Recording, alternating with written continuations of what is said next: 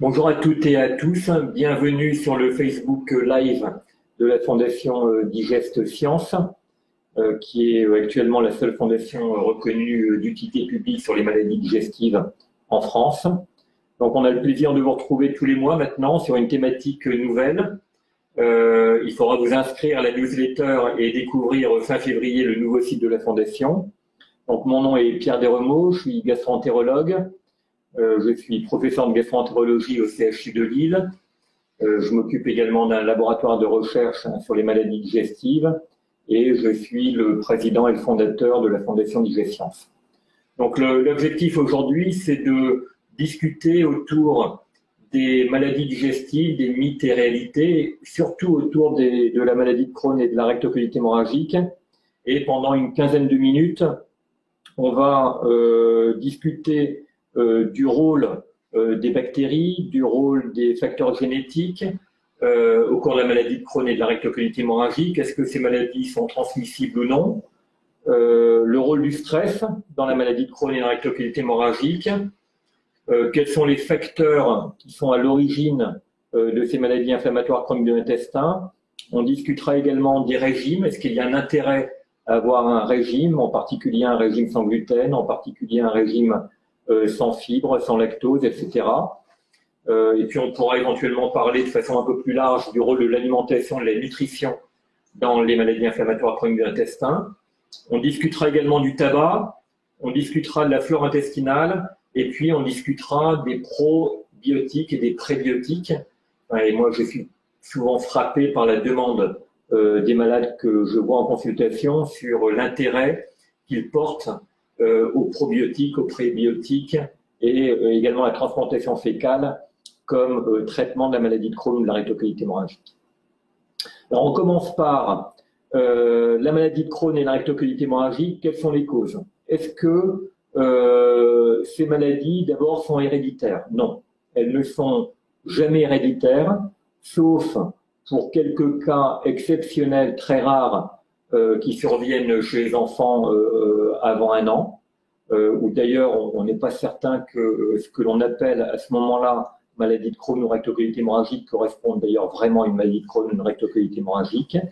Et dans la grande majorité des cas, la maladie de Crohn et la rectocolite hémorragique sont des maladies environnementales avec un poids qui est très faible. C'est-à-dire que pour reprendre un petit peu l'historique sur la maladie de Crohn et la rectocolite hémorragique, en 2001, il y a eu le premier gène qui était associé à la maladie de Crohn, qui s'appelle NOT2, carte 15 NOT2. Et à ce moment-là, en 2001, quand on a découvert le premier gène, il y a eu beaucoup de publications dans les journaux, également dans les journaux scientifiques, mais également dans les journaux et dans la presse grand public, disant on a trouvé la cause de la maladie de Crohn. Aujourd'hui, on est 18 ans plus tard, et ce qu'on peut dire, c'est que il n'y a pas un gène associé à la maladie de Crohn ou la rectocolite hémorragique, mais il y a aujourd'hui plus de 250 gènes connus, et il y en a probablement encore autant associés probablement à la maladie de Crohn ou la rectocolite hémorragique, et plus il y a de gènes, plus le poids des gènes est faible. Donc ça veut dire que le poids des gènes, les facteurs génétiques, ont un rôle faible dans la physiopathologie de la maladie de Crohn et de la rectocolite hémorragique. Et aujourd'hui, donc 18 ans après la découverte du premier gène, ce qu'on peut dire, c'est que finalement, toutes les études génétiques qui ont été faites n'ont pas vraiment permis de mieux comprendre la physiopathologie de la maladie, ne permettent pas de faciliter le diagnostic de la maladie de Crohn ou de la rectocolite hémorragique, ne permettent pas d'avoir une action préventive chez les malades et ne permettent pas non plus de classer les malades en malades qui pourraient avoir une maladie avec une évolution grave par rapport à ceux qui pourraient avoir une évolution plutôt bénigne et donc finalement orientés vers des traitements spécifiques. Donc l'intérêt pour les malades de toutes ces études génétiques est faible. Est-ce que la maladie de Crohn et la rectocolite hémorragique sont des maladies transmissibles? Non. Ce ne sont pas des maladies transmissibles. Il y a peut-être des bactéries ou peut-être des micro-organismes qui sont à l'origine ou qui favorisent la survenue d'une maladie de Crohn ou d'une rectocolite hémorragique, mais il n'y a aucun élément en faveur d'une maladie qui pourrait être transmissible, aussi bien pour la maladie de Crohn que pour la rectocolite hémorragique. Donc le premier thème, on en a parlé, maladie infectieuse, génétique, transmissible, on vient d'en parler. Deuxième thème, quel est le rôle du stress dans la maladie de Crohn et dans la rectocolite hémorragique? Et il y a une croyance, et souvent même une culpabilité de la part des malades qui nous disent « mais j'ai une maladie de Crohn, mais c'est parce que je suis très stressé, ou j'ai une rectocolite hémorragique et c'est de ma faute, je suis stressé ». Aujourd'hui, ce que l'on peut dire, c'est que toutes les études qui ont été faites chez des malades chez qui on vient de poser le diagnostic de maladie de Crohn ou de rectocolite hémorragique, c'est-à-dire que le diagnostic a été posé dans les 6 mois avant l'étude. Et quand on regarde chez ces malades-là s'il y a des facteurs stressants plus importants ou plus fréquents par rapport à une population contrôle, il n'y en a pas. Donc ça veut dire que ces facteurs de stress, ils ne sont pas, probablement pas en tout cas, à l'origine de la maladie de Crohn ou de la rectocolite hémorragique. En revanche, quand on a une maladie de Crohn ou quand on a une rectocolite hémorragique, les facteurs de stress peuvent induire ou augmenter la fréquence des poussées de la maladie. Donc c'est pas ça qui donne la maladie, mais c'est ça qui peut éventuellement modifier l'évolution de la maladie et peut-être favoriser des poussées de la maladie. Quand je dis probablement, c'est que clairement le stress joue un rôle sur le tube digestif, que l'on ait une maladie de Crohn ou une rectocolite hémorragique ou que l'on n'ait pas de maladie de Crohn ou une rectocolite hémorragique. Et donc ça, c'est quand même relativement difficile de savoir s'il y a un effet spécifique du stress chez les patients atteints de maladie de Crohn ou rectocolite hémorragique par rapport à une population contrôle. Est-ce que la maladie de Crohn et la rectocolite hémorragique sont des maladies rares, héréditaires, environnementales? Alors rares, ça dépend par rapport à quoi on la compare. C'est-à-dire que si on compare la maladie de Crohn ou la rectocolite hémorragique par rapport à une autre maladie digestive, comme la colopathie fonctionnelle par exemple, oui, c'est une maladie rare.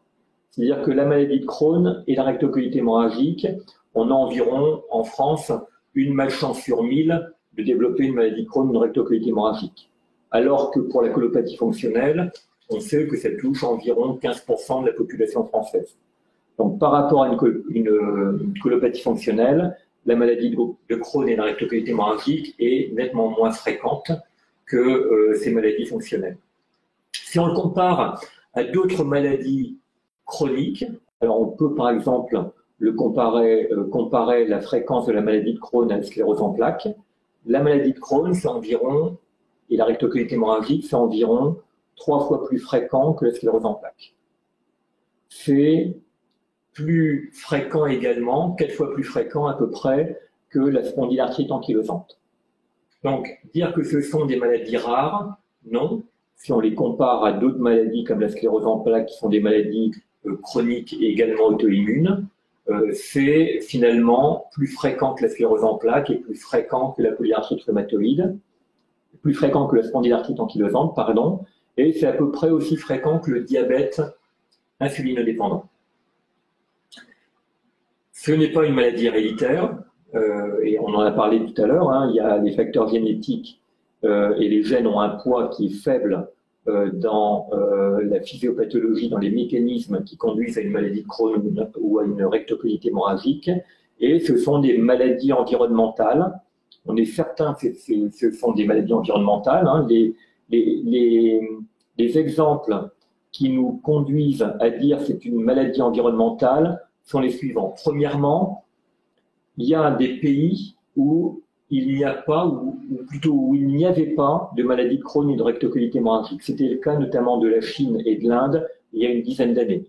Et lorsque on étudie la survenue de la maladie de Crohn ou de la rectocolite hémorragique chez des migrants venant de Chine ou d'Inde et qui partaient dans des pays comme le Royaume-Uni, on s'aperçoit que pour ces migrants, lorsqu'ils habitent pendant une période d'environ 10 à 15 ans, notamment à Londres, leur risque de développer une maladie de Crohn ou une rectocolite hémorragique est le même qu'un londonien. Donc ça veut dire que dans des zones où il n'y avait pas de maladie de Crohn, lorsque on habite dans une zone où là, il y a un risque qui existe de développer cette maladie, au bout de 10 à 15 ans, ce migrant a le même risque que la population autochtone. Donc ça, c'est une première preuve. La deuxième preuve, c'est inversement chez des jumeaux, des vrais jumeaux. C'est-à-dire que la concordance chez les vrais jumeaux de survenue de maladie de Crohn ou de rectocolite hémorragique est faible. Donc, encore une fois, ça souligne le faible poids des gènes dans la survenue de cette maladie. Le troisième argument, c'est que quand on regarde l'évolution, le nombre de cas de maladie de Crohn et de rectocolite hémorragique et l'augmentation que l'on observe dans les 50 dernières années, avec des doublements de la fréquence de la maladie de Crohn et de la rectocolite hémorragique, notamment dans la région des Hauts-de-France dans les 10 dernières années chez les enfants, ça ne peut pas être d'origine génétique. On ne peut pas imaginer qu'il y ait une modification des gènes dans les 10 dernières années qui explique une augmentation de la fréquence de 100% chez les enfants, par exemple, pour la maladie de Crohn de moins de 15 ans dans la région des Hauts-de-France. Donc, c'est une maladie environnementale. Quels sont les facteurs d'environnement? Et là, il y en a probablement beaucoup, et on les connaît très mal. Ce qu'on connaît bien, c'est le tabac. Donc, le tabac est un facteur d'environnement qui joue un rôle important dans la maladie de Crohn et dans la rectocolite hémorragique, avec un rôle qui est complètement différent dans la maladie de Crohn de la rectocolite hémorragique. C'est-à-dire que le tabac, pour la maladie de Crohn, augmente le risque de développer une maladie de Crohn. C'est-à-dire que si on est fumeur, on risque d'avoir une maladie de Crohn nettement plus fréquemment qu'un patient non fumeur. Et lorsqu'on a une maladie de Crohn, le tabac a un rôle néfaste. Il donne une maladie qui est plus agressive, qui donne plus de complications, qui va nécessiter des traitements plus souvent par corticoïdes ou par immunosuppresseurs. Et ce seront également des patients qui fument, qui seront plus souvent opérés par rapport aux patients atteints de maladie de Crohn qui ne fument pas. Et donc aujourd'hui, on considère que si on a une maladie de Crohn et que l'on fume, et que l'on se fait opérer par exemple, le risque de récidive après l'opération, il est à peu près 2 fois plus important que pour les non-fumeurs. Ce qu'on considère également pour la maladie de Crohn, c'est que arrêter de fumer, ce sera à peu près aussi efficace que la mise en route d'un traitement par immunosuppresseur. Donc l'effet, il est vraiment important et c'est un effet néfaste du tabac au cours de la maladie de Crohn. Pour la rectocolite hémorragique, c'est l'inverse.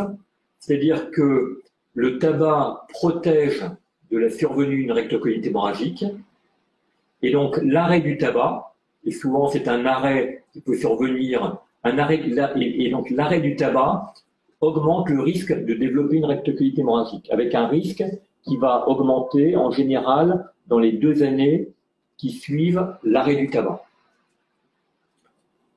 Alors comme pour la maladie de Crohn, on pourrait se dire mais finalement est-ce qu'on n'a pas intérêt à fumer lorsqu'on a une rectocolite hémorragique? C'est toujours difficile comme décision, notamment pour un médecin, de dire aux malades mais il faut fumer.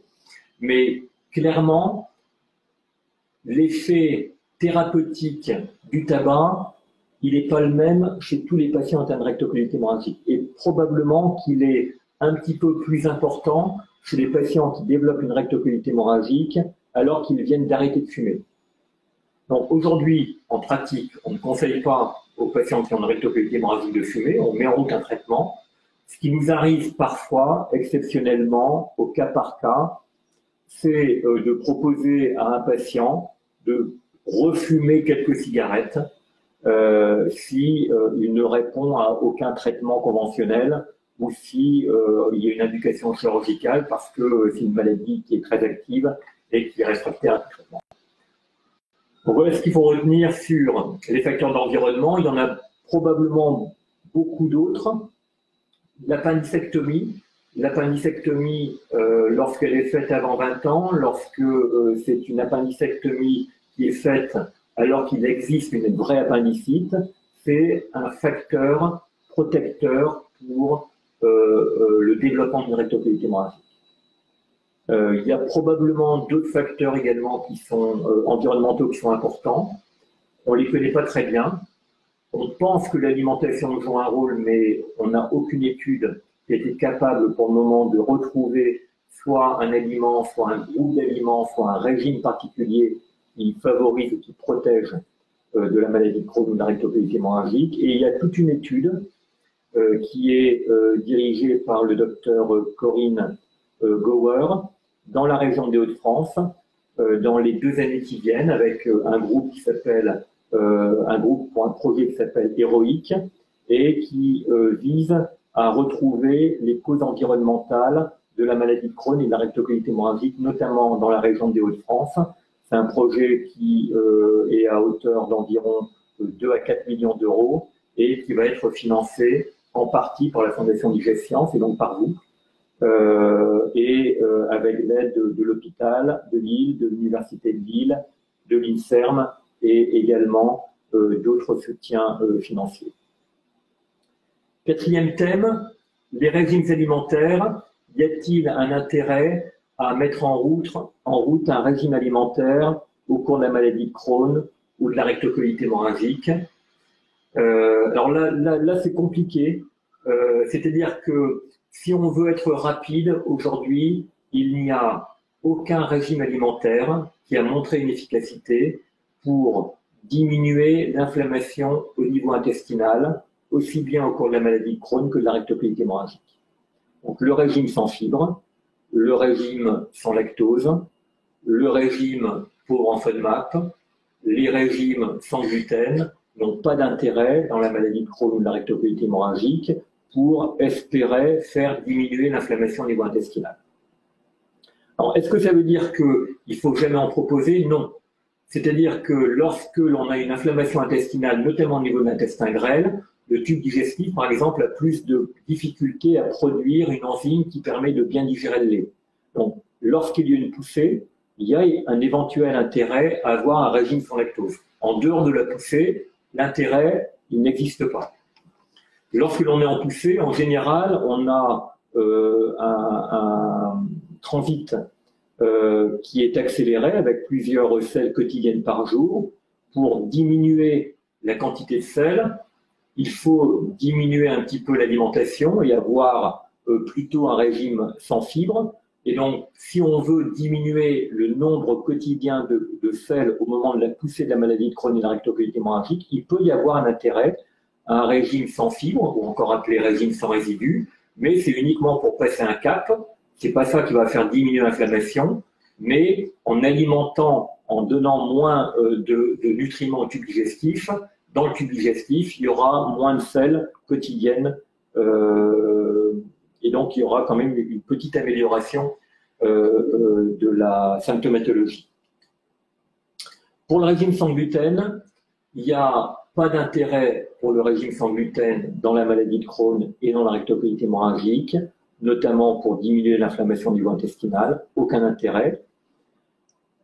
Là où ça peut se discuter, c'est lorsque tout va bien et qu'on a une maladie de Crohn ou une rectocolite hémorragique. C'est-à-dire qu'il y a un traitement qui est mis en route, ce traitement est efficace, on vérifie qu'il n'y a plus d'inflammation au niveau de l'intestin, et ce qu'on fait, c'est que chez ces malades qui ont une maladie de Crohn, une rectocolite hémorragique qui n'est plus inflammatoire, qui est bien contrôlée par le traitement, il peut exister des douleurs abdominales, il peut exister des ballonnements, mais qui rentrent dans le cadre d'une symptomatologie fonctionnelle.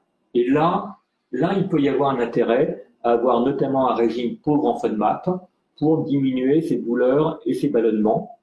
Mais encore une fois, ce régime pauvre en FODMAP n'aura pas d'intérêt pour diminuer l'inflammation, mais pour diminuer les symptômes qui sont des symptômes qui sont comme les symptômes que l'on retrouve chez les patients qui ont des cholopathies fonctionnelles, chez des patients atteints de maladie de Crohn ou rectocolite hémorragique inactive.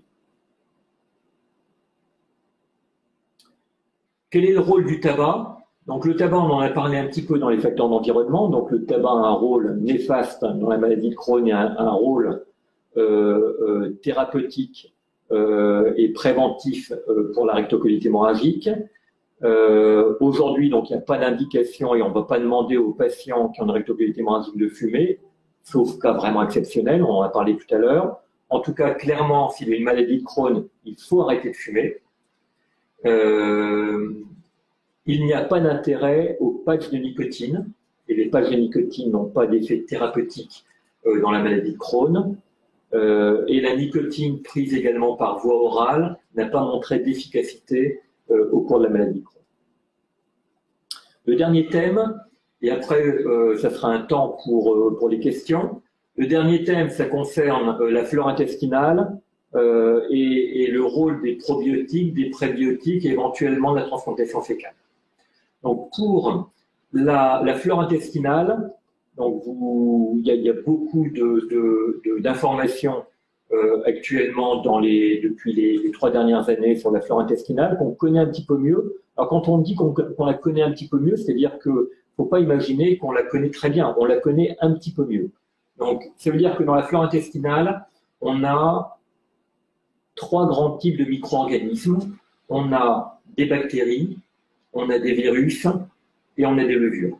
Et on estime que pour les bactéries, on estime qu'il y a à peu près 1000 milliards de bactéries par gramme de matière fécale. Sur ces 1000 milliards de bactéries, on en connaît à peu près 30%. Donc ça veut dire que 70% de nos bactéries qui sont dans le tube digestif, elles ne sont toujours pas connues. Concernant les virus, ce qu'on sait, c'est qu'il y a à peu près 10 fois plus de virus que de bactéries par gramme de sel. Donc si on a 1000 milliards, on doit être à 10 000 ou 100 000 milliards de virus par gramme de sel. Et là, on les connaît très mal. C'est-à-dire que si on connaît que 30% des bactéries, probablement qu'on connaît moins de 1 pour 1000 des virus qui sont dans notre tube digestif. Ce qu'on sait, c'est que ces virus qui sont dans notre tube digestif, en général, ils ne sont pas pathogènes, donc ils ne donnent pas de maladie, mais au contraire, ce sont des virus qui vont tuer les bactéries. Donc il va y avoir un équilibre entre les bactéries dans la lumière intestinale et les virus qui vont contrôler ces bactéries qui sont dans le tube digestif. Mais encore aujourd'hui, on les connaît très mal. Et puis à côté des bactéries et des virus, il y a des levures qui jouent probablement un rôle également très important. Il y en a beaucoup moins que les bactéries et les virus.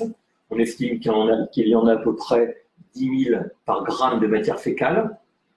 Mais ces levures, elles sont beaucoup plus grosses que les bactéries et que les virus, et elles ont probablement un rôle fonctionnel qui est très important. Et là, parmi les levures, on les connaît pratiquement pas du tout, mis à part les Candida albicans, qui sont des levures dont le réservoir est dans le tube digestif chez l'homme, mais on les connaît très mal. Donc cette flore intestinale, elle joue probablement un rôle très important dans la maladie de Crohn et la rectocolite hémorragique. Mais encore une fois, cette flore, on la connaît très mal. On commence seulement à mieux appréhender tous les effets qu'elle peut avoir dans différentes pathologies. Mais on n'en est qu'au début. Et sur le plan thérapeutique, en tout cas, la connaissance de cette flore intestinale, aujourd'hui, elle n'a pas encore amené de révolution sur le plan thérapeutique. C'est-à-dire que ce qu'on pourrait imaginer comme traitement peut-être de demain ou d'après-demain, c'est d'avoir des bonnes bactéries ou des bons virus ou des bonnes levures qu'on pourrait prendre par voie orale, qui s'installeraient dans notre tube digestif, qui composeraient notre flore intestinale et qui nous permettraient d'avoir un effet anti-inflammatoire, un effet thérapeutique au cours de la maladie de Crohn ou la rectocolite hémorragique. Pour le moment, ce n'est pas le cas. C'est-à-dire que aujourd'hui, clairement, il n'y a aucun prébiotique ou aucun probiotique qui a montré une efficacité dans la maladie de Crohn, que ce soit pour réduire l'inflammation au niveau de l'intestin ou que ce soit pour maintenir la rémission de la maladie. Au cours de la rectocolite hémorragique, c'est pratiquement aussi clair que ça, c'est-à-dire qu'il n'y a pas de probiotique ou de prébiotique efficace pour traiter les poussées de la rectocolite hémorragique. Et pour maintenir la rémission de la rectocolite hémorragique, il y a quelques études qui montrent que ça pourrait être aussi efficace qu'un traitement médical donné à faible dose. Et donc, si on est très optimiste, on dit que finalement, c'est aussi efficace qu'un traitement à faible dose. Ou si on est pessimiste, moi je pense que si on est réaliste, aujourd'hui, ce qu'on peut dire, c'est que les traitements probiotiques actuels dans la rectocolite hémorragique pour le maintien de la rémission, c'est aussi efficace qu'un traitement donné à une dose de placebo. Donc aujourd'hui, je pense qu'il n'y a pas beaucoup de place, et il n'y a pas de place même pour orienter les malades vers des probiotiques ou des prébiotiques qui ont montré une efficacité sans aucun doute dans le traitement de la poussée ou le maintien de la rémission de la maladie de Crohn ou de la rectocolite hémorragique. Pour la transplantation fécale, là c'est différent. La transplantation fécale, il y a des études en double aveugle contre placebo qui ont été faites, notamment dans la rectocolite hémorragique, et la dernière étude est positive. C'est-à-dire que la dernière étude montre que des transplantations fécales répétées ont un effet sur le traitement de la poussée de la rectocolite hémorragique et sur le maintien de la rémission. Pour la maladie de Crohn, on n'a pas beaucoup de data, on n'a pas beaucoup de données. Il y a une étude française qui vient de se terminer, on n'a pas encore toutes les données. Ça a l'air d'être quand même moins efficace que dans la rectocolite hémorragique.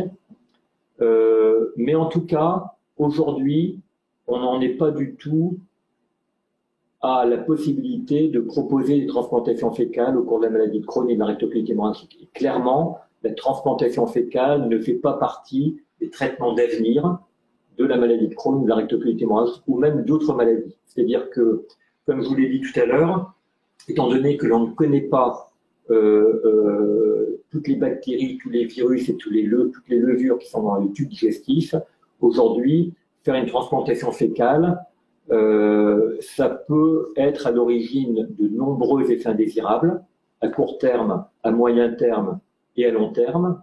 Et donc, la forme actuelle de la transplantation fécale, il faudra qu'elle évolue pour que on puisse mieux la maîtriser, mieux la contrôler et pouvoir la proposer aux malades avec davantage de sécurité. Donc voilà un petit peu ce que j'avais prévu de vous donner comme information sur les mythes et réalités au cours de la maladie de Crohn et de la rectocolite hémorragique. Et maintenant, je vous laisse la parole et je vais essayer de répondre à vos questions. Alors, là, je dois faire quoi je donne le nom? Pas forcément. Alors, j'ai une première question qui est: l'alimentation joue-t-elle un rôle dans la maladie de Crohn? Donc, j'essaie de répondre à nouveau. Donc, l'alimentation ne joue aujourd'hui, on ne peut pas dire que l'on ait retrouvé un type d'alimentation ou un régime alimentaire particulier qui favoriserait la survenue d'une maladie de Crohn. Et donc, ça a été fait, il y a de nombreuses publications, soit testant des régimes riches en protéines, des régimes riches en lipides, des régimes riches en glucides, des régimes type méditerranéen, des régimes type fast-food, etc., etc. Et aujourd'hui, on n'a aucun argument qui montre, aucune donnée qui montre qu'un de ces régimes peut favoriser ou peut prévenir le développement d'une maladie de Crohn.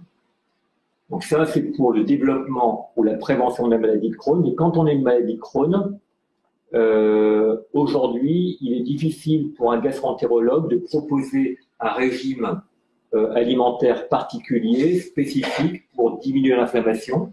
Aujourd'hui, il n'y a aucun régime qui a montré une efficacité dans la diminution de l'inflammation intestinale au cours de la maladie de Crohn. Ce qu'on peut faire éventuellement, c'est proposer un régime sans lactose au moment des poussées, éventuellement proposer un régime sans fibres au moment des poussées, uniquement au moment des poussées, pour réduire le nombre de matières, le nombre d'exonérations. Il n'y a pas d'intérêt à un régime sans gluten. Et pour le régime pauvre en FODMAP, il peut éventuellement y avoir un intérêt pour les malades qui ont un traitement d'une maladie de Crohn qui permet d'avoir un contrôle parfait, mais qui conserve des petites douleurs abdominales ou des ballonnements qui rentrent dans le cadre de troubles fonctionnels intestinaux. Pardon. Une autre question: j'ai une colopathie fonctionnelle, peut-elle se transformer en maladie de Crohn? Non. C'est-à-dire que là, on est dans des entités qui sont vraiment bien différentes. Donc, la colopathie fonctionnelle ne se transforme pas en maladie de Crohn ou en rectocolite hémorragique, comme la maladie de Crohn ne se transforme pas non plus en rectocolite hémorragique, ou la rectocolite hémorragique ne se transforme pas en maladie de Crohn.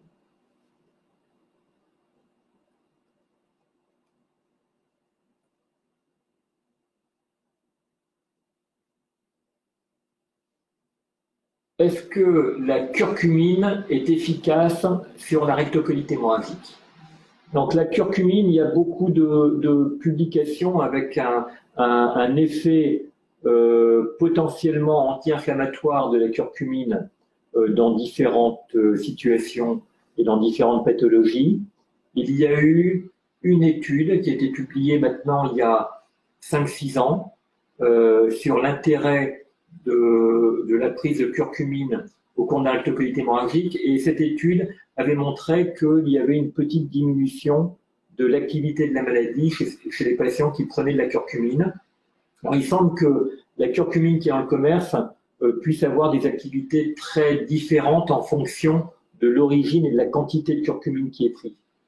Il y a une étude toute récente qui vient d'être publiée, qui a été faite en double aveugle contre placebo, donc où on a testé la curcumine comme un médicament, et là l'effet est complètement négatif. Et ça a été fait avec la curcumine qui avait été montrée efficace auparavant. Donc a priori le bon curcumin, la bonne dose, étudiée en double aveugle contre placebo, dans un grand nombre de malades, et là, l'effet est complètement négatif. Donc aujourd'hui, c'est difficile de recommander un traitement par curcumine pour des patients atteints de maladie de Crohn ou rectocolite hémorragique. A priori, il n'y a aucun effet indésirable. Donc en général, en tout cas pour mes patients qui me disent « mais moi j'en prends et je me porte bien et j'ai l'impression de me porter mieux », moi je pense qu'on peut le continuer. Mais encore une fois, il n'y a pas de preuve scientifique d'un effet anti-inflammatoire au cours de la maladie de Crohn ou de la rectocolite hémorragique. Une autre question, faut-il privilégier le lait stérilisé ou le lait cru? Le lait cru semble bien plus digeste que le lait stérilisé pour ma part. Aujourd'hui, je pense que l'on n'a pas de données, en tout cas, sur l'intérêt du lait cru par rapport au lait stérilisé. Alors si le lait cru, c'est vraiment le lait qu'on va chercher à la ferme et qui sort du pied de la vache, là, il y a quand même des précautions à prendre. Il faut vraiment vérifier qu'il n'y ait pas de problème d'infection par des bactéries. Et c'est l'intérêt du lait stérilisé ou du lait UHT. Je pense que pour la digestion, en tout cas à ma connaissance, il n'y a pas de données scientifiques qui montrent que le lait stérilisé serait moins digeste que le lait cru. Aussi bien pour le lait stérilisé que pour le lait cru, la digestion, elle passe essentiellement par le lactose. Le lactose, c'est une molécule de glucose et une molécule de galactose, et puis il faut que le tube digestif ait les capacités de produire une enzyme qui s'appelle la lactase et qui permet de couper en deux cette molécule pour donner une molécule de galactose et de glucose qui est bien réabsorbée, et ça on l'a aussi bien dans le lait stérilisé que le lait cru.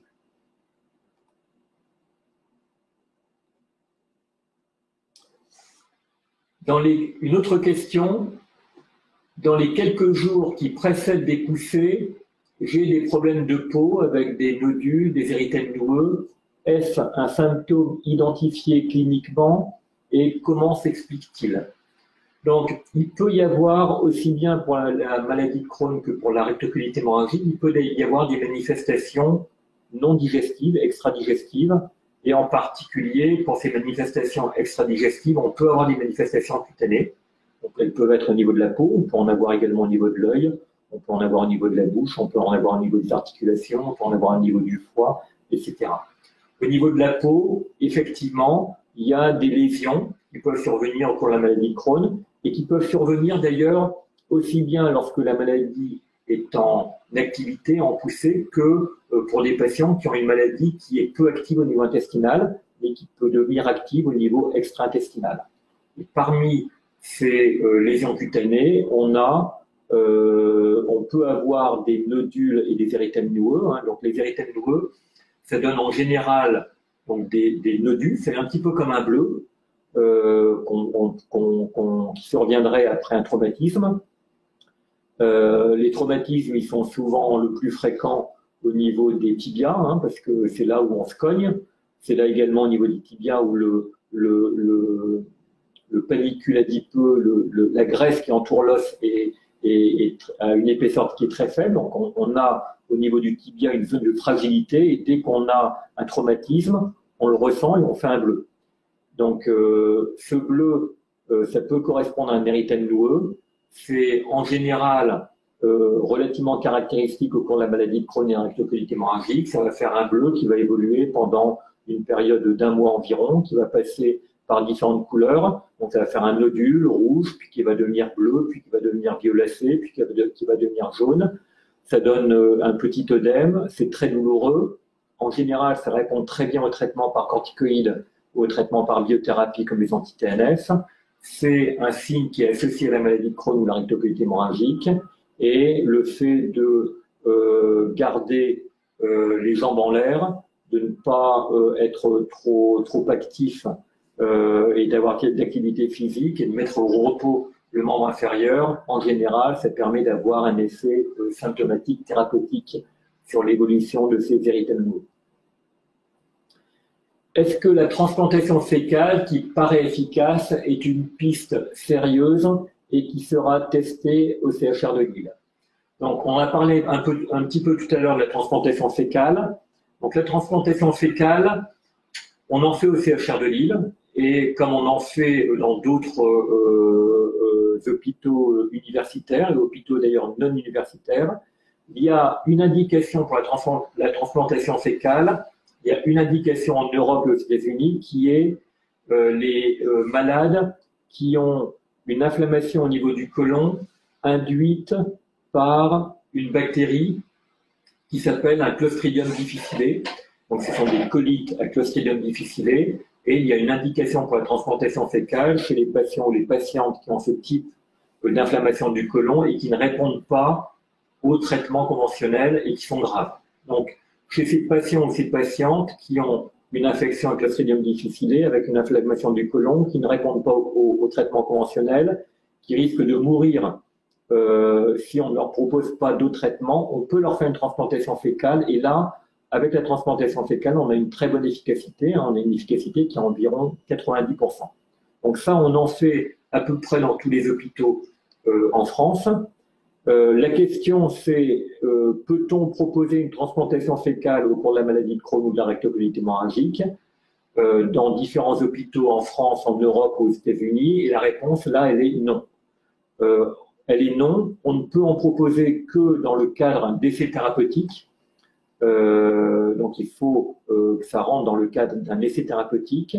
Aujourd'hui, les quelques essais qui ont été faits dans la rectocolite hémorragique, et notamment le dernier essai, est positif, et peut-être que ça va ouvrir vers des nouvelles perspectives thérapeutiques, mais pas avec la transplantation fécale telle qu'elle est faite aujourd'hui, où on ne sait pas ce qu'on transplante. Et dans la maladie de Crohn, les résultats sont d'abord nettement moins nombreux, plus difficiles à analyser, on ne connaît pas encore tous les résultats, comme pour la rectocolite hémorragique, en tout cas, si il y a une indication à utiliser ce type de traitement, il faudra qu'elle évolue, la transplantation fécale, dans sa forme, pour qu'on puisse la contrôler, pour qu'on puisse savoir exactement ce qu'on transplante chez les malades en termes de bactéries, de virus et de levures, pour éviter d'avoir des effets indésirables à court terme, moyen terme et long terme. Quel traitement pour le côlon irritable? Donc pour le côlon irritable, on a finalement relativement peu de traitements disponibles, notamment en Europe. On est nettement plus riche lorsque on s'intéresse à des patients qui ont la chance d'habiter aux États-Unis, où là, il y a des traitements qui sont efficaces, qui ont été mis sur le marché et qui sont pris en charge par les différentes assurances privées des malades. Il y a donc des traitements qui ont montré une bonne efficacité, une très bonne efficacité au cours de la colopathie fonctionnelle, notamment dans la colopathie fonctionnelle associée à une constipation. Ces traitements-là sont chers, et bien qu'il y ait l'autorisation de mise sur le marché pour ces traitements-là en Europe, comme il n'y a pas de remboursement du fait du coût de ces médicaments, en fait, on ne peut pas les utiliser en Europe et notamment en France. Donc aujourd'hui, en France, finalement, on a relativement peu de traitements à proposer aux malades atteints de colopathie fonctionnelle, alors que les symptômes sont très invalidants.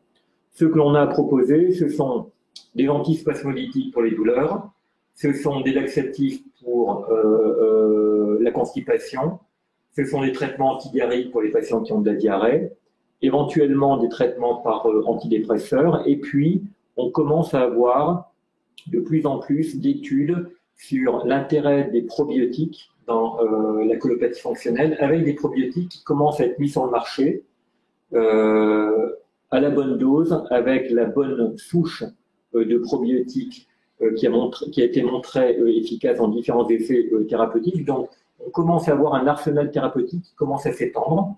On a également la possibilité d'utiliser de la menthe poivrée avec un enrobage particulier qui a montré son efficacité, notamment sur les douleurs abdominales au cours de la colopathie fonctionnelle.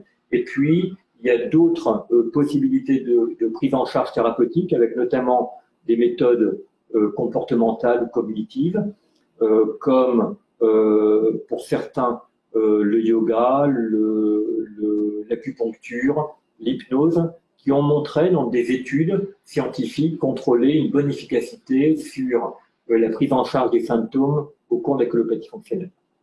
Donc il y a des développements, il y a malheureusement des molécules qui sont très efficaces mais qui coûtent cher et dont on n'a pas le remboursement en France, et ça c'est bien dommage. Et puis il y a des études avec des probiotiques ou des mix de différents probiotiques qui ont montré une efficacité et qu'on commence à trouver soit en pharmacie, soit directement sur des sites sur Internet. Et là, il faut vous rapprocher de votre gastroentérologue pour qu'il vous oriente vers les bons probiotiques qui ont montré une efficacité dans cette maladie. Une autre question, y a-t-il des évolutions sur le traitement des lésions périphériques de la maladie de Crohn, à savoir abcès ou fistule? Donc oui, il y a des évolutions sur le traitement, donc notamment les biothérapies, notamment les anti-TNF ont montré une efficacité sur la maladie de Crohn ou la rectocolite hémorragique au niveau luminal, quand elle touche le tube digestif, mais également sur les fistules. On arrive à fermer avec les traitements par anti-TNF environ 30 à 50% des fistules associées à la maladie de Crohn. Et puis, surtout, il y a un nouveau traitement qui est une administration dans le trajet fistuleux de cellules souches, donc c'est la thérapie cellulaire, où on injecte directement dans le trajet fistuleux ces cellules qui permettent de fermer la fistule. Et là, on arrive avec ce type de traitement, associé souvent à une biothérapie, on arrive à fermer 60, 70, 80% des fistules associées à la maladie de Crohn. Donc ça va être ce qui va arriver dans les mois prochains. Alors, on espérait avoir le traitement en France en 2018, et puis finalement, il y a eu une nouvelle étude qui a été programmée contre placebo, et donc ça veut dire que ce traitement-là, normalement, je pense qu'il devrait être disponible probablement en 2020 pour la prise en charge des fistules de patients atteints de maladie de Crohn. On l'utilise actuellement dans le cadre d'essais thérapeutiques, et il y a différents centres universitaires en France qui peuvent vous proposer ce type de traitement pour des malades avec maladie de Crohn dans des conditions bien particulières. Une autre question, quels sont les facteurs déclencheurs d'une poussée de rectocolite hémorragique avec traitement immunosuppresseur en cours? Donc, on ne les connaît pas très bien, les facteurs déclencheurs de poussée de rectocolite hémorragique. Probablement que le stress joue un rôle sur la survenue de poussée au cours de la rectocolite hémorragique. Ça, c'est une première possibilité. Une deuxième possibilité également, c'est la prise d'anti-inflammatoires non stéroïdiens. Donc les anti-inflammatoires non stéroïdiens, c'est tout ce qui est aspirine, Aspégique, Voltaren, ibuprofène. Donc toute cette classe de médicaments, elle est contre-indiquée d'ailleurs aussi bien au cours de la maladie de Crohn que de la rectocolite hémorragique, et elle peut favoriser des poussées de rectocolite hémorragique. Il y a après probablement plein d'autres facteurs qui interviennent, mais qu'on ne connaît pas. Aujourd'hui, en tout cas, il n'y a pas de facteur alimentaire qu'on puisse incriminer dans l'induction de poussées de rectocolite hémorragique. Peut-on envisager, une autre question, peut-on envisager la poursuite de toute pratique sportive, en particulier celle de longue durée, où l'alimentation est souvent clé, en étant porteur d'une rectocolite hémorragique, en particulier, entre parenthèses, triathlon, ultra-trail, etc. Oui, c'est-à-dire que, alors, je dis oui avec quelques précautions, c'est-à-dire que oui, globalement, donc il n'y a pas de contre-indication à une pratique sportive chez les patients, chez les malades atteints de maladie de Crohn ou rectocolite hémorragique, notamment lorsque la maladie est bien contrôlée. Et au contraire, hein, il est probable que la maladie de Crohn, que le sport ait un effet bénéfique au cours de la maladie de Crohn et de la rectocolite hémorragique. Donc, globalement, oui. Là où il faut faire attention, c'est si vous avez une maladie de Crohn, une maladie inflammatoire chronique de l'intestin qui est mal contrôlée, ou vous avez une hémoglobine qui est basse, ou vous avez du mal à vous alimenter, ou vous avez de la diarrhée, où il risque d'y avoir une déshydratation. Là, dans ces cas-là, effectivement, soyez prudents parce que vous aurez du mal à vous réhydrater et tous ces sports chroniques d'endurance nécessitent d'avoir une bonne hydratation et vous risquez également de faire des hypoglycémies si vous ne pouvez pas manger comme vous le souhaitez parce que vous avez mal au ventre ou parce que vous avez de la diarrhée. Y a-t-il des études sur l'utilisation du cannabis thérapeutique sur les symptômes liés au Mickey, notamment le soulagement des douleurs? Donc la réponse est oui. C'est-à-dire que jusqu'à il y a quelques semaines, on vivait sur l'idée que le cannabis pouvait avoir en tout cas un effet thérapeutique au cours de la maladie de Crohn ou de la rectocolite hémorragique. Et le rationnel de ça venait que les cannabinoïdes ont un effet, en tout cas chez l'animal, ont un effet anti-inflammatoire, ont un effet également antidouleur et diminuent la motricité, donc diminuent la rapidité du transit intestinal. Et donc finalement, en diminuant la rapidité du transit, en ayant un effet antidouleur et en diminuant l'inflammation, on cible les trois facteurs principaux associés à une maladie de Crohn, une rectocolite hémorragique. Il y a une étude toute récente qui a été publiée il y a quelques semaines, également en double aveugle contre placebo, avec des cannabinoïdes et qui montre que ce type de traitement a un effet sur les douleurs abdominales, diminue également un petit peu la fréquence du transit, mais n'a aucun effet sur l'activité inflammatoire de la maladie. Donc, on a un effet antidouleur, mais qui passe probablement par les effets psychotiques générés par les cannabinoïdes.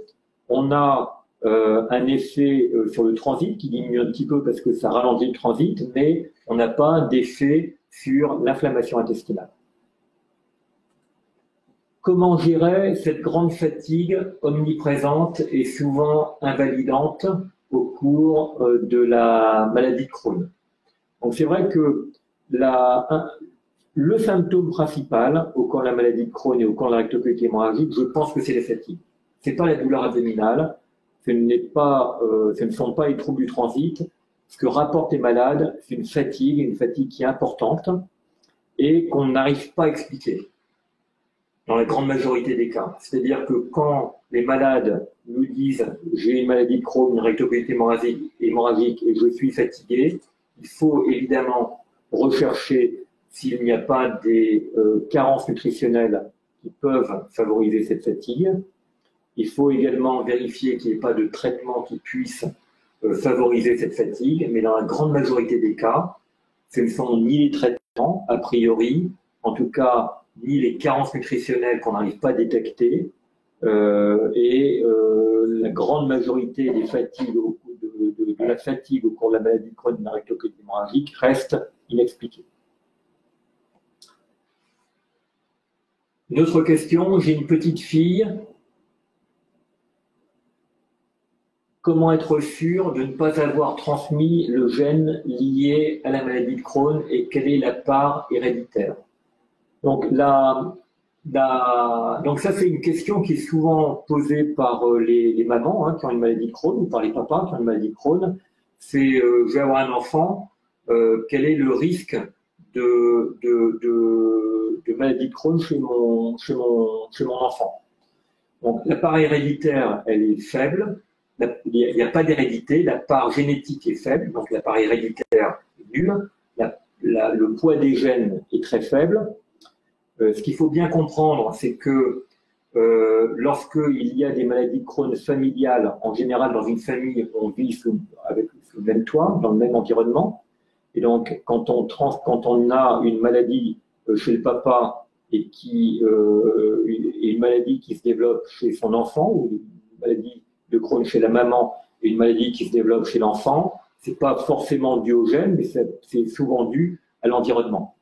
Donc aujourd'hui, clairement, pour répondre à votre question, le risque de développer une maladie de Crohn quand on habite la région des Hauts-de-France, il est d'environ une malchance sur 1000. Avoir un papa ou avoir une maman atteinte de maladie de Crohn, le risque augmente chez l'enfant d'un facteur 4. Donc on passe d'un risque de 1 pour 1000 à un risque de 4 pour 1000, ce qui reste très très faible.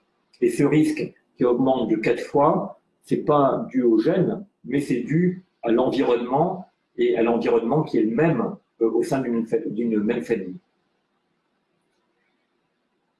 Nouvelle question, est-ce que des aliments type noix, cacahuètes, amandes, cajou sont nocifs dans le cadre d'une rectocolite hémorragique? La réponse est non. Je passe une autre.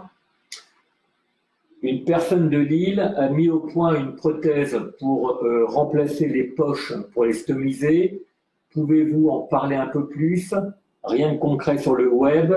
Est-elle possible pour un stomisé à vie ou seulement pour un stomisé temporaire? Quel est le principe de cette prothèse? Donc effectivement, il y a un nouveau procédé pour les stomies qui est en cours de développement. Donc c'est quoi ce nouveau procédé? C'est de pouvoir réinjecter le liquide qui vient de la stomie iléale dans le côlon restant. Donc ça veut dire que ce procédé, il intéresse uniquement les patients qui ont une stomie au niveau de l'intestin grêle et qui ont encore leur côlon en place. Donc pour les patients qui ont une stomie ou une iléostomie définitive sans côlon, il n'y a aucun intérêt. Donc elle n'a un intérêt que pour les patients pour qui il reste encore du côlon et une longueur de côlon relativement importante. L'intérêt de ça, c'est quoi? L'intérêt, c'est que on réinstille directement le liquide stomial dans le côlon et le côlon va jouer son rôle en réabsorbant ce liquide stomial. Et donc, vous aurez finalement pour vous une poche de stomie à vider moins fréquemment. Vous aurez une meilleure hydratation parce que votre côlon va fonctionner normalement et va réhydrater votre corps avec le liquide de stomie que normalement vous éliminez en vidant votre poche. Et donc, on récupère un rôle physiologique du côlon et un vidage de poche de stomie qui sera moins important. Nouvelle question, à part l'Imodium, quel autre traitement plus efficace permet d'avoir moins de sel après avoir enlevé la stomie? Donc il faut voir, il y a différents types de traitements qu'on peut vous proposer et là il faut bien revoir au cas par cas. Donc l'Imodium, en général, ça marche bien, il y a un effet dose. En général, il y a un effet dose avec un effet qui va de croissant de 1 gélule jusqu'à 8 gélules par jour. Au-delà de 8 gélules, d'abord, on commence à avoir des effets indésirables importants et puis en général, on a un effet plateau après. Donc, dans la grande majorité des cas, ça ne vaut pas le coup d'aller au-delà de 8 gélules d'imodium par jour. Qu'est-ce qu'on peut y associer? On peut y associer un traitement par un autre ralentisseur, par un autre traitement antidiarrhéique qui est par exemple le Tiorfan. Et c'est deux efficacités qui sont deux effets qui sont différents et donc on peut avoir des effets synergiques ou additionnels entre l'imodium et le Tiorfan. Il y a une troisième possibilité qui est de mettre en route des traitements par de la codéine. Et à ce moment-là, il y a une possibilité de demander à votre pharmacien de vous faire une préparation magistrale des gélules de phosphate de codéine à 2 centigrammes. Et ça permet également de bien réduire la fréquence des matières fécales quotidiennes. Et puis, la quatrième possibilité, il y en a une, mais je l'ai oublié. Donc l'imodium, oui, l'imodium, les gélules de phosphate de codéine, le Tiorfan, et il y a une quatrième possibilité, là encore une fois c'est au cas par cas, hein, et notamment après la chirurgie ou après avoir remis en circuit l'intestin grêle avec le côlon. Souvent, il y a des quantités dans l'intestin grêle de sels biliaires qui sont importants. Ces sels biliaires, lorsqu'ils arrivent dans le côlon, ont un effet toxique et sont à l'origine de diarrhée. Et chez ces patients-là, spécifiquement, il y a un intérêt à débuter des traitements par des chélateurs, comme le Questran par exemple. Et en général, on a une bonne efficacité sur la fréquence des sels avec ces chélateurs de sels biliaires. Nouvelle question, c'est laquelle suivante? Peut-on avoir des enfants lorsque l'on est sous anti-TNF ou autre traitement d'une maladie inflammatoire chronique de l'intestin? Quelles sont les conséquences pour une grossesse? Donc, pour la maladie de Crohn, la rectocolite hémorragique, lorsque les malades sont sous anti-TNF, aujourd'hui, en 2019, et c'est un petit peu différent de ce que l'on faisait encore il y a quelques mois ou quelques années, aujourd'hui, on essaie au maximum, si c'est possible, d'arrêter les traitements par anti-TNF. Non pas que l'on ait des données qui nous inquiètent dans la littérature sur un éventuel effet tératogène, sur des éventuelles malformations chez l'enfant. Aujourd'hui, il n'y en a pas. Mais en règle générale, on essaie de limiter au maximum les médicaments au cours de la grossesse. Donc, quand tout va bien, et au maximum, on essaie d'arrêter les traitements par anti-TNF avant de débuter une grossesse. Si la maladie est active, alors, si la maladie de Crohn ou la rectocolite hémorragique est active alors que la maman est enceinte, la patiente est enceinte, il y a toujours une possibilité de continuer le traitement pendant les 3 premiers mois, voire les 6 premiers mois, voire la durée complète de la grossesse. Et encore une fois, tant que l'on peut, on prendra les traitements le plus court possible. Donc, soit pas de traitement pour la grossesse, soit, si nécessaire, on les arrête au premier trimestre de la grossesse. Si la maladie continue à être active, on peut les arrêter au 2e trimestre, ou sinon, au pire, on peut les continuer jusqu'au 3e trimestre. À ce moment-là, il y aura des précautions à prendre pour le bébé qui naîtra avec un immunosuppresseur et donc avec un risque qui est accru d'infection bactérienne. Et là, il y a des précautions à prendre au moment de l'accouchement et après l'accouchement, et en particulier pour les vaccins.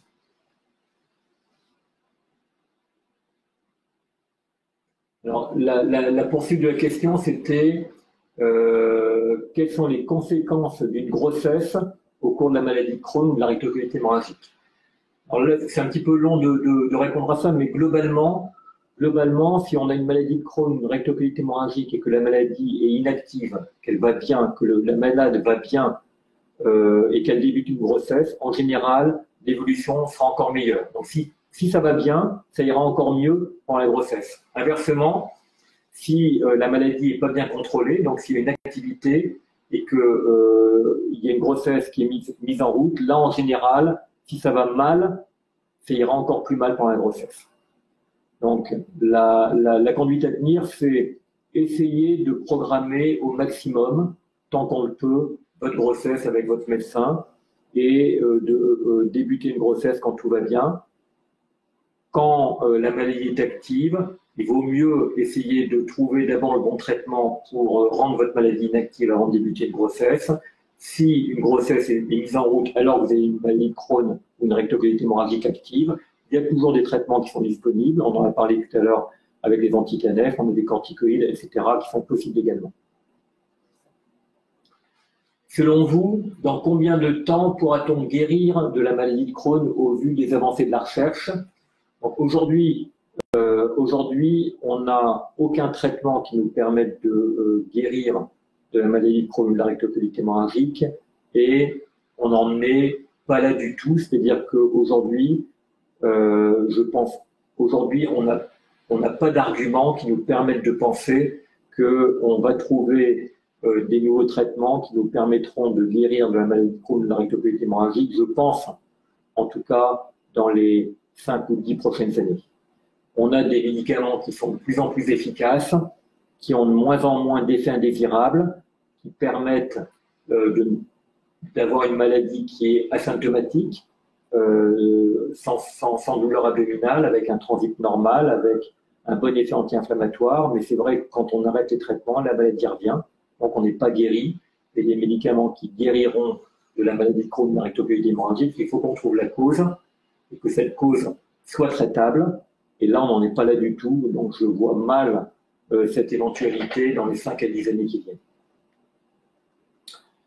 Nouvelle question. En prenant des anti-TNF, je suis, entre parenthèses, moi comme beaucoup d'autres, beaucoup plus sensible aux maladies virales et infectieuses.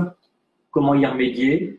Donc c'est vrai qu'avec les anti-TNF, on est plus sensible aux infections bactériennes et virales.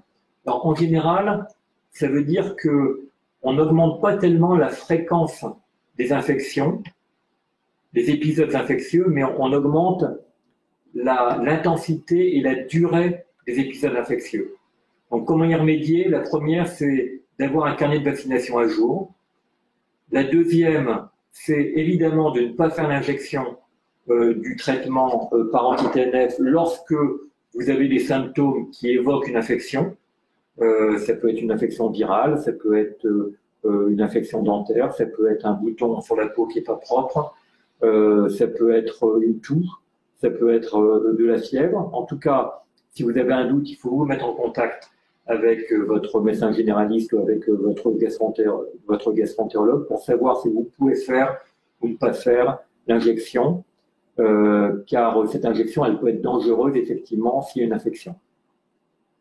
Actuellement, on a d'autres traitements que les anti-TNF qui sont développés donc dans les biothérapies. On a 2 autres groupes de biothérapie. On a des anti-molécules d'adhésion, c'est l'Antivio. On a également des anti-L12 et L23, c'est le Stelara. Et avec ces deux nouvelles biothérapies, l'Antivio et le Stelara, en tout cas, aujourd'hui, les données que l'on a, c'est que la sensibilité aux infections, qu'elles soient bactériennes ou virales, elle est nettement plus faible qu'avec les anti-TNF. Donc, si vous faites des infections à répétition, et surtout si elles sont graves, sous un traitement par anti-TNF, il y a quand même une possibilité, à ce moment-là, de vous dire, même si c'est efficace, vous avez des effets indésirables infectieux qui sont importants, il y a une possibilité éventuellement de vous proposer ces nouveaux traitements qui peuvent être de l'Antivio, qui peuvent être du Stelara, mais encore une fois, c'est à voir au cas par cas avec votre gastroentérologue. Une question, pourquoi la rectocolite hémorragique se déclare-t-elle? On ne sait pas. Donc elle peut se déclarer à tout âge de la vie, entre 1 an et 80 ans. On fait des diagnostics de rectocolite hémorragique. Le pic de fréquence, en général, il est aux alentours de 30 ans. Il est dans 60% des cas une femme, dans 40% des cas un homme. Pourquoi on développe à un moment donné une rectocolite hémorragique? On ne sait pas. Le facteur favorisant que l'on connaît, c'est l'arrêt du tabac. Il y en a probablement plein d'autres, mais pour les autres facteurs, on ne les connaît pas actuellement. C'est à l'origine de ce dont je parlais tout à l'heure, qui est le programme héroïque.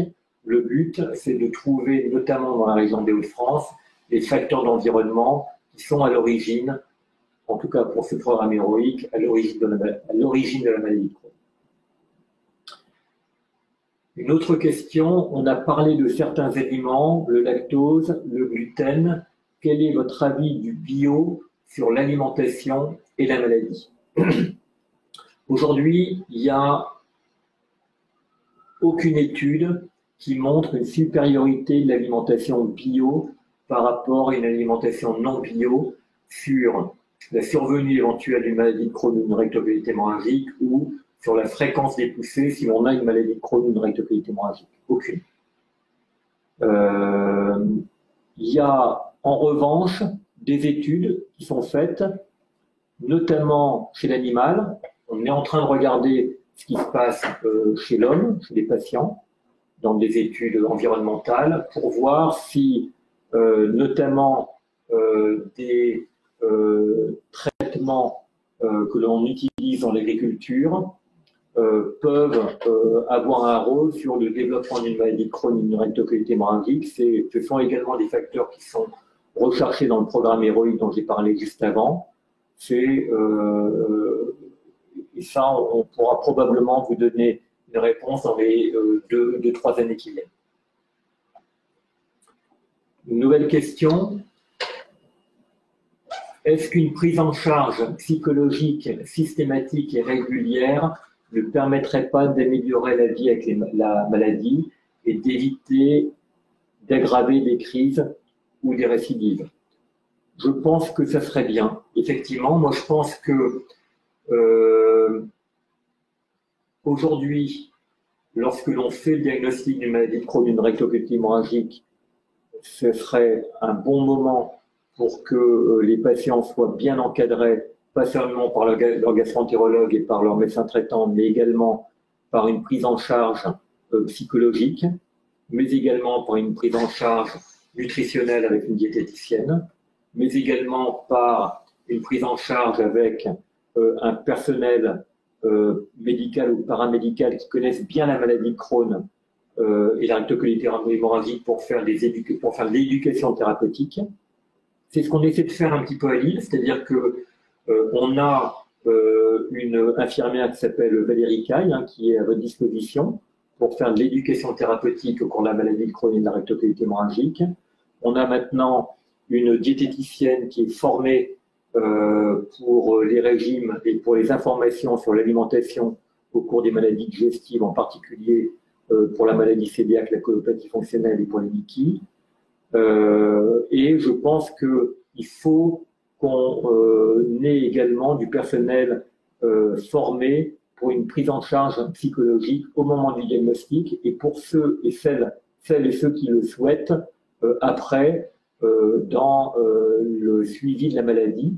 Et je pense que ça pourrait apporter beaucoup aux malades pour leur permettre d'avoir une qualité de vie qui soit meilleure et peut-être également de prévenir des crises de la maladie. Et ça, c'est quelque chose que l'on souhaiterait également développer avec la Fondation Digescience, où on souhaite développer une maison des maladies digestives, où il y aura un personnel formé dans le domaine de la prise en charge psychologique, diététique, nutritionnelle, mais également pour le sport, pour l'hypnose, etc. Et l'objectif de cette maison des maladies digestives, ce sera d'évaluer l'intérêt sur la qualité de vie, sur l'activité de la maladie, sur l'utilisation des médicaments, sur les effets indésirables aux médicaments, sur les arrêts de travail, sur la durée d'hospitalisation, pour que ensuite on puisse demander qu'il y ait un remboursement de cette prise en charge auprès de la sécurité sociale. Nouvelle question. Est-il possible de ne faire qu'une seule crise dans toute sa vie de maladie de Crohn ou de rectocolite hémorragique avec un traitement bien suivi? Oui, c'est possible. C'est-à-dire que aussi bien pour la maladie de Crohn que pour la rectocolite hémorragique, ce sont des maladies qui évoluent par poussées entrecoupées de périodes de rémission. Et donc, on peut tout voir. On peut voir les deux extrémités, c'est-à-dire que des maladies très bénignes dans leur évolution, c'est-à-dire qu'on peut avoir une maladie de Crohn, une rectocolite hémorragique avec des patients qui ont fait une poussée, ou deux poussées, ou trois poussées, et qui finalement n'en referont plus jamais après au cours de leur vie, avec ou sans traitement. Et puis, inversement, il y a des patients qui développent une maladie et cette maladie, elle va être immédiatement très évolutive, où il n'y aura pratiquement jamais de période de rémission, où les patients seront toujours en poussée. Et puis, entre les deux, on a la grande majorité des malades qui ont en général 2 ou 3 poussées par an et qui vont nécessiter un traitement avec un intérêt du traitement pour diminuer la poussée, mais surtout pour maintenir la rémission de la maladie. Donc, la réponse à votre question, c'est oui, on peut avoir une maladie de Crohn, une rectocolite hémorragique, ne faire qu'une poussée et après être tranquille toute sa vie. Nouvelle question, l'arrêt du tabac, j'ai une rectocolite hémorragique et je souhaite arrêter de fumer. Est-ce un mauvais choix? Non, c'est un bon choix. C'est-à-dire que je pense qu'il n'y a aucun médecin qui vous dira que c'est un mauvais choix d'arrêter de fumer, même si vous avez une rectocolite hémorragique. Là, donc, si vous avez une rectocolite hémorragique et que vous voulez arrêter de fumer, l'idéal, c'est de ne pas le faire, cet arrêt du tabac, lorsque votre rectocolite hémorragique est active. C'est-à-dire que si vous avez une rectocolite hémorragique qui est active et que vous fumez, il va y avoir un traitement médical qui va être mis en place. Attendez que ce traitement médical qui a été mis en place soit efficace, et une fois qu'il est efficace, arrêtez votre tabac. Dernière question. Selon vous, au vu de l'avancée de la recherche, sera-t-il possible de guérir du syndrome de l'intestin irritable dans les prochaines années, autrement qu'avec des traitements symptomatiques? Et là, je suis plutôt de nature optimiste, hein, mais là, je suis un petit peu comme pour la maladie de Crohn et la rectocolite hémorragique, plutôt pessimiste, hein, c'est-à-dire qu'aujourd'hui, on ne connaît pas les causes de la colopathie fonctionnelle. Hein, c'est une hypersensibilité du tube digestif. On ne connaît pas les facteurs qui sont à l'origine de la colopathie fonctionnelle, et donc je ne vois pas dans les 5 à 10 ans qui viennent de possibilité de prévenir ce type de maladie. Voilà, je pense qu'on est dans les horaires. Merci d'avoir participé donc à ce premier Facebook Live. Vous en aurez un prochain qui est prévu le jeudi 28 février 2019. Il sera avec le docteur Julien Branche, qui est un expert de la maladie cœliaque et du régime sans gluten, et qui vous parlera de la vie sans gluten. Merci à toutes et à tous, et puis à bientôt, à la prochaine fois. Au revoir.